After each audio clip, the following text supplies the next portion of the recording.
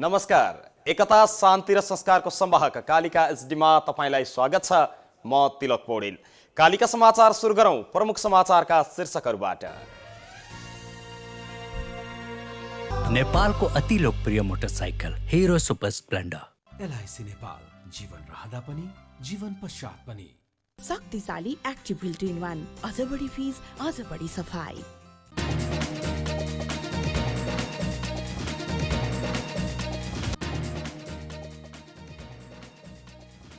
सम्भव प्रयास गर्न प्रधानमन्त्री ओलीको निर्देशन। झन्झटिला प्रक्रियालाई छटाई कानून समेत मिलाएर अगाडि जाने तयारी गरेको उल्लेख। पार्टी विवाद समाधानका लागि नेकपा एमालेमा कार्यदल निर्माण। कार्यदलका लागि 3 दिनभित्र प्रतिवेदन तयार गर्ने तयारी। सञ्चार माध्यमको कार्यालयमा बम विस्फोट गराएको इजरायलको विश्वभर निन्दा। भवनमा हमासको अड्डा रहेको प्रमाण दिन इजरायली सेनालाई चुनौती। र वेस्ट इन्डिजले दक्षिण अफ्रिका, अस्ट्रेलिया र पाकिस्तानसँग क्रिकेट सिरिज खेल्ने।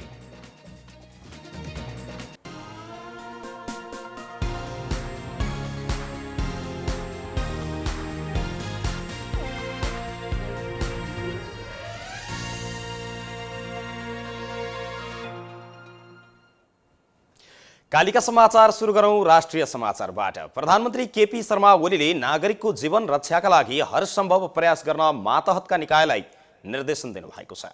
कोभिड-19 संकट व्यवस्थापन सञ्चालन केन्द्र सीसीएमसीको आइतबार सिंहदरबारमा बसेको विशेष बैठकमा प्रधानमन्त्री ओलीले प्रक्रियामा अल्झिएर र आर्थिक स्रोतको अभावमा कुनै पनि नागरिकको ज्यान समेत जान सक्ने अवस्था सिर्जना हुन नदिन पनि निर्देशन दिनुभएको छ। उहाँले झन्झटिला प्रक्रिया छटाएर कानून नै मिलाएर भए पनि प्रक्रिया मिलाएर भए पनि हर हालतमा नागरिकको जीवन रक्षामा जुट्न निर्देशन दिनुभएको परराष्ट्र मन्त्री प्रदीप कुमार गेवालीले जानकारी दिनुभएको छ। बैठकमा कोभिड-19 संक्रमणको महामारीसँग प्रभावकारी ढङ्गले लड्नका लागि स्वास्थ्य सङ्कटकाल लगाउने बारे पनि छलफल भएको जानकारी दिनुभयो। तर स्वास्थ्य सङ्कटकाल लगाउनका लागि विद्यमान संक्रामक ऐन 2020 स्वास्थ्य प्रणालीको सञ्चालन तथा सार्वजनिक खरिद ऐनमा भएका प्रक्रियाहरूले समस्या पारेकोले अनुकूल कानून बनाउने विषयमा समेत सरकारवाला मन्त्रालयसँग पनि छलफल गरिएको बताइएको छ। उहाँले तत्काल देखिएको अक्सिजन आपूर्तिको समस्या समाधानका लागि पनि उद्योगीहरूलाई डिमान्ड चार्ज लगायतका छुट दिएर उत्पादन वृद्धि गर्ने विषयमा समेत बैठकमा छलफल भएको जानकारी दिनुभयो। उहाँले लिक्विड अक्सिजन ल्याउन भारतसँग आग्रह गर्ने र ल्याउनका लागि आवश्यक ट्याङ्करहरूको प्रबन्ध गरिने पनि बताउनुभयो। उद्योगीहरूले सबै सिलिन्डर स्वास्थ्य निकायलाई बुझाएको बिस्तारै सिलिन्डर अभावको समस्या पनि कमी हुँदै जाने र चीन तथा ओमानबाट आउँदै गरेका सिलिन्डरहरू तथा निजी क्षेत्रले मगाएका सिलिन्डर भित्रिएपछि सिलिन्डर अभावको समस्या समाधान हुँदै जाने विश्वास उहाँले व्यक्त गर्नुभएको छ। उहाँले सरकारको तयारी भन्दा रोगको प्रकृति र आक्रामकता पनि उच्च भएकाले 2 हप्ता निकै कठिन भएको बताउनुभयो। प्रधानमन्त्री केपी शर्मा ओलीले संसदबाटै बजेट ल्याउने संकेत दिनुभएको छ। 27 वैशाखमा बसेको विशेष अधिवेशन अन्त्य गर्नुभएका प्रधानमन्त्री ओलीले बजेट कसरी आउँदैछ भन्ने प्रश्नमा संसद जीवितै रहेको प्रतिक्रिया दिनुभएको हो। आइतबार प्रधानमन्त्री कार्यालय सिंहदरबारबाट बाहिरिँदै गर्दा ओलीले पार्लिमेन्ट जिउँदैछ उहाँको भनाइ थियो। ओली संविधानको धारा 76 को 3 अनुसार संसदको ठूलो दलका हैसियतमा प्रधानमन्त्री बन्नुभएकाले कतिपयले अध्यादेशबाटै बजेट ल्याउन सकिने अनुमान गरिरहेका छन्। तर प्रधानमन्त्री ओलीले भने संसदबाटै बजेट ल्याउने संकेत दिनुभएको हो। यसका लागि संसदमा प्रधानमन्त्री ओलीले बहुमत जुटाउनु पर्ने हुन्छ। तर एमालेसँग संसदमा 121 सिट मात्रै रहेको छ। 2075 साल जेठ 2 गतेमा फर्किने सहमति कार्यान्वयन गर्नका लागि नेपाल कम्युनिस्ट पार्टी नेकपा एमालेमा दुवै पक्ष सम्मिलित कार्यदल बनेको छ।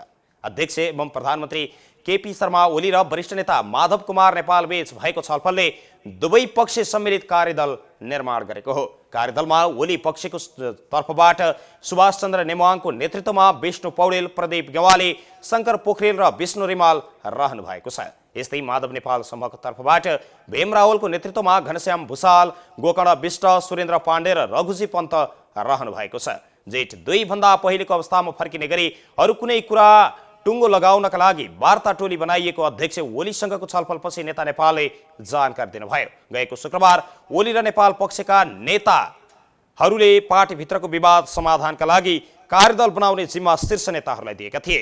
यसअघि जेठ 2 गते नफर्कने भए सामूहिक राजीनामा दिने समेत खनाल नेपाल समूहले तयारी गरेपछि अध्यक्ष ओलीले जेठ 2 गते फर्कन तयार बन्नु भएको थियो। त्यही सहमति कार्यान्वयनका लागि आज कार्यदल निर्माण गरिएको हो। कार्यदलका लागि 3 दिनभित्र प्रतिवेदन तयार गर्ने पनि नेताहरूले जिम्मेवारी दिएको जानकारी दिएका छन्। जनता समाजवादी पार्टी जसपाको उपेन्द्र यादव पक्षले कारबाही गरेका आधारमा लुम्बिनी प्रदेश सभा सदस्यबाट पदमुक्त गरिएका 4 जना सांसदहरूको रेट सर्वोच्च अदालतमा दर्ता भएको छ।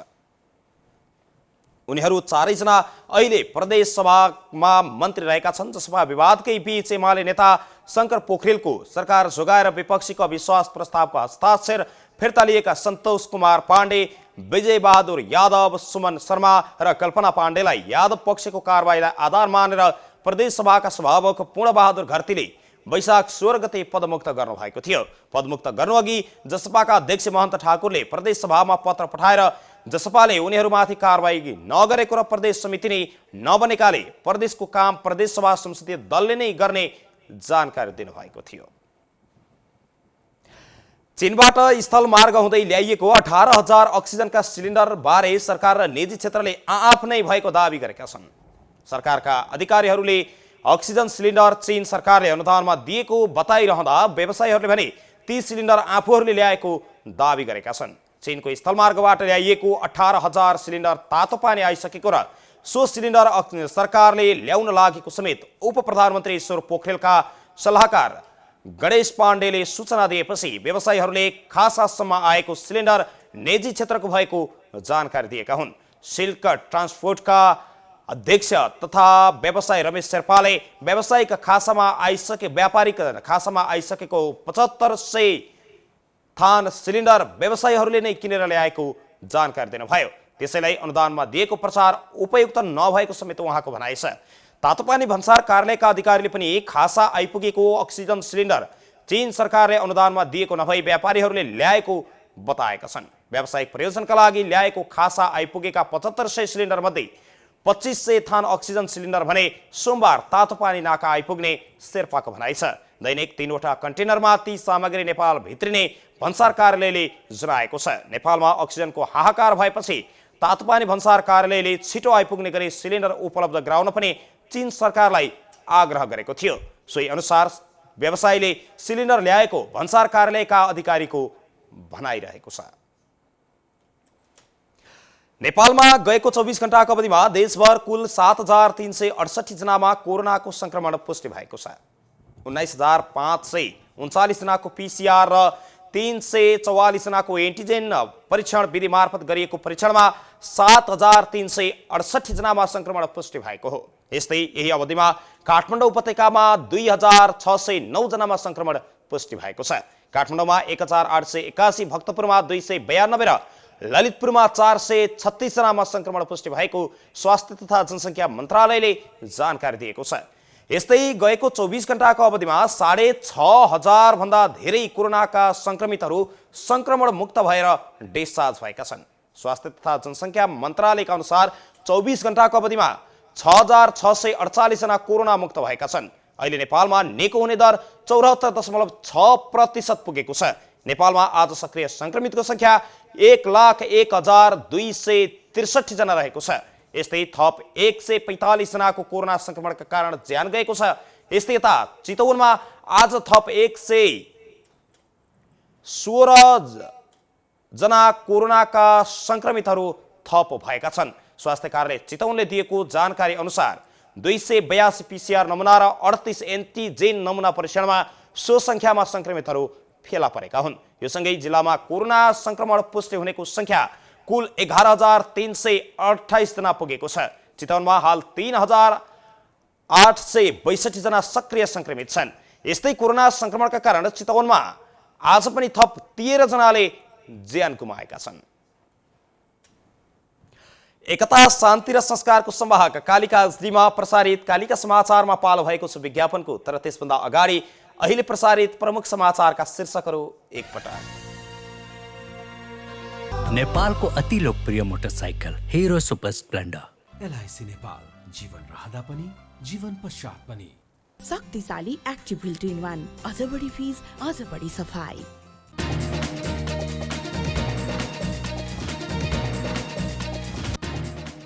नागरिकको जीवन रक्षाका लागि हरसम्भव प्रयास गर्न प्रधानमन्त्री ओलीको निर्देशन। झन्झटिला प्रक्रिया छटाई कानुन समेत मिलाएर अगाडि जाने तयारी गरेको उल्लेख। पार्टी विवाद समाधानका लागि नेकपा एमालेमा कार्यदलको निर्माण। कार्यदलका लागि 3 दिनभित्र प्रतिवेदन गर्ने तयारी। सञ्चार माध्यमको कार्यालयमा बम विस्फोट गराएकोमा इजरायलको विश्वभर निन्दा। भवनमा हमासको अड्डा रहेको प्रमाण दिन इजरायली सेनालाई चुनौती। र वेस्ट इन्डिजले दक्षिण अफ्रिका, अस्ट्रेलिया र पाकिस्तानसँग क्रिकेट सिरिज खेल्ने।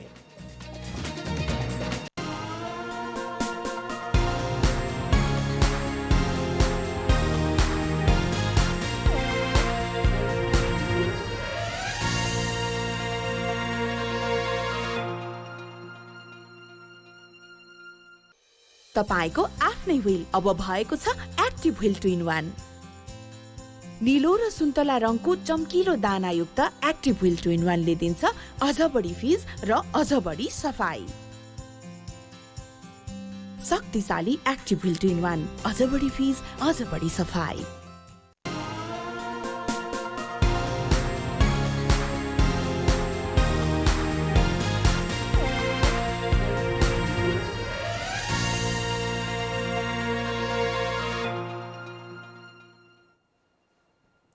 विज्ञापनपछि कालिका समाचारमा पुनः स्वागत छ। अब स्थानीय समाचार। चितवनमा मूल घर भएर हाल अस्ट्रेलियामा बसोबास गर्ने नेपालीहरूको संस्था चितवन समाज अस्ट्रेलियाले भरतपुर अस्पताललाई थप 30 थान अक्सिजन सहितका सिलिन्डर सहयोग गरेको छ। समाजले अस्ट्रेलियाबाट अक्सिजन ग्यास उद्योगलाई रकम पठाएर खरिद गरी ठूलो 30 थान अक्सिजन सिलिन्डर भरतपुर अस्पताललाई उपलब्ध गराएको हो। ती सिलिन्डर भरतपुर महानगरपालिकाका प्रमुख रेणु दाहाल, प्रमुख जिल्ला अधिकारी प्रेमलाल लामिछाने, उद्योग वाणिज्य संघ चितवनका अध्यक्ष राजु श्रेष्ठ, उद्योग संघ चितवनका अध्यक्ष राजु पौडेल लगायतको उपस्थितिमा भरतपुर अस्पताल विकास समितिका अध्यक्ष डाक्टर भोजराज अधिकारी र निमित्त मेडिकल सुपरिन्टेन्डेन्ट डाक्टर जगन्नाथ तिवारीलाई हस्तान्तरण गरिएको छ।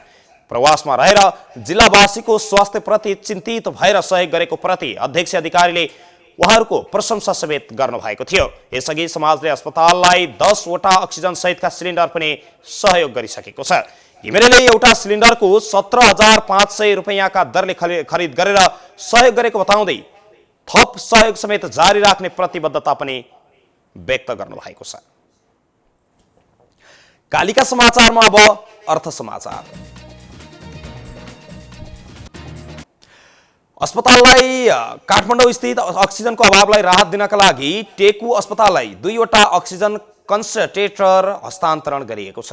आइतबार सनराइज फाउन्डेसन नेपालले शुक्रराज ट्रपिकल तथा सरुवा रोग अस्पताललाई 2 वटा अक्सिजन कन्सन्ट्रेटर हस्तान्तरण गरेको हो। अक्सिजनको अभावको समयमा कोरोना संक्रमितको ज्यान गुमाउनु पर्ने अवस्था रहेकाले अक्सिजनको अभावमा कसैको पनि मृत्यु नहोस् भन्ने उद्देश्यले अक्सिजन कन्सन्ट्रेटर उपलब्ध गराएको सनराइज फाउन्डेसनका अध्यक्ष गंगा लक्ष्मी अग्रवालले जानकारी दिनुभएको छ।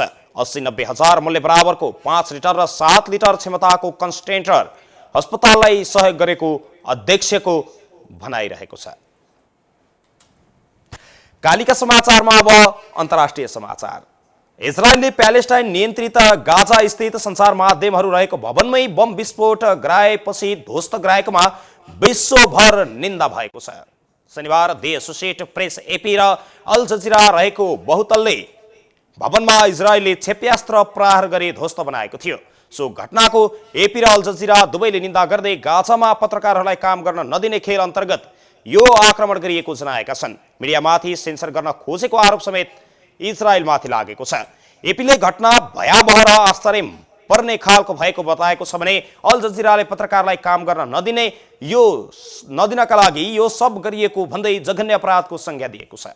त्यहाँ हमासले कुनै पनि कार्यालय नरहेको र आक्रमण नगर्न इजरायली सेनालाई पटक पटक आग्रह गर्दा पनि नसुनेको एपीले जनाएको छ। 15 वर्षदेखि आफ्नो कार्यालय रहेको सो भवनमा हमासको अड्डा रहेको प्रमाण दिन समेत इजरायली सेनालाई चुनौती दिएको उसले उल्लेख गरेको छ। इजरायलबाट भएको यस बर्बर घटनाको निन्दा गर्न पनि अल जजिराले अन्तर्राष्ट्रिय समुदायसँग अपिल गरेको छ। यस आक्रमणका लागि इजरायलमाथि कारबाही गरिनुपर्ने माग समेत उसले गरेको छ। गाजाका जनताको पीडा र उनीहरूमाथि गरिएको अत्याचार बाँकी विश्वले थाहा नपाउन् भन्न मिडियामाथि आक्रमण गरिएको तर्क समेत अल जजिराले गरेको छ। कालिका समाचारमा अब खेल समाचार। वेस्ट इन्डिजले दक्षिण अफ्रिका, अस्ट्रेलिया र पाकिस्तानसँग क्रिकेट सिरिज खेल्ने भएको छ। घरेलु मैदानमा वेस्ट इन्डिजले 3 देशसँग क्रिकेट सिरिज खेल्न लागेको हो। सन् 2021 मा वेस्ट इन्डिजले घरेलु मैदानमा 3 राष्ट्रसँग खेल्ने निश्चित गरेको हो। सिरिजको खेल तालिका पनि सार्वजनिक भएको छ। सार्वजनिक भएको तालिका अनुसार दक्षिण अफ्रिकासँग वेस्ट इन्डिजले 2 टेस्ट र 5 टी20 अन्तर्राष्ट्रिय खेल्नेछ। वेस्ट इन्डिज र अस्ट्रेलिया बीच 5 टी20 र 3 एकदिवसीय सिरिज हुनेछ। यस्तै वेस्ट इन्डिज र पाकिस्तान बीच 5 टी20 र 2 टेस्ट सिरिज हुने भएको छ भने दक्षिण अफ्रिका र वेस्ट इन्डिज बीचको टेस्ट सिरिज समेत जुन 10 देखि 22 सम्म र टी20 सिरिज जुन 26 देखि जुलाई 5 सम्म हुने भएको छ। त्यस्तै अस्ट्रेलियासँग जुलाई 9 देखि 16 सम्म टी20 र जुलाई 20 देखि 24 सम्म एक दिवसीय सिरिज हुने भएको छ। पाकिस्तानसँग 5 खेलको टी20 सिरिज खेल्नेछ। जुलाई 27 देखि 3 अगस्तसम्म र अगस्त 12 देखि 24 सम्म टेस्ट सिरिज हुने तालिका सार्वजनिक गरिएको छ। एकता, शान्ति र संस्कारको संवाहक कालिका एसडीमा प्रसारित कालिका समाचारको अन्त्यमा अहिले प्रसारित प्रमुख समाचारका शीर्षकहरू पुनः एकपटक। नेपालको अति लोकप्रिय motorcycle hero super Splendor. LIC Nepal, जीवन रहँदा पनि जीवन पश्चात पनि। शक्तिशाली एक्टिभ व्हील 2-in-1, अझ बढी फीस, अझ बढी सफाई।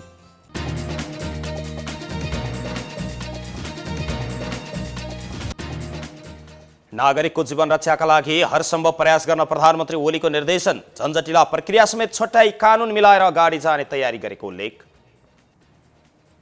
पार्टी विवाद समाधानका लागि नेकपा एमालेमा कार्यदल निर्माण। कार्यदलका लागि 3 दिनभित्र प्रतिवेदन तयार गर्ने तयारी। सञ्चार माध्यमको कार्यालयमा बम विस्फोट गराएकोमा इजरायलको विश्वभर निन्दा। भवनमा हमासको अड्डा रहेको प्रमाण दिन इजरायली सेनालाई चुनौती। र वेस्ट इन्डिजले दक्षिण अफ्रिका, अस्ट्रेलिया र पाकिस्तानसँग क्रिकेट सिरिज खेल्ने।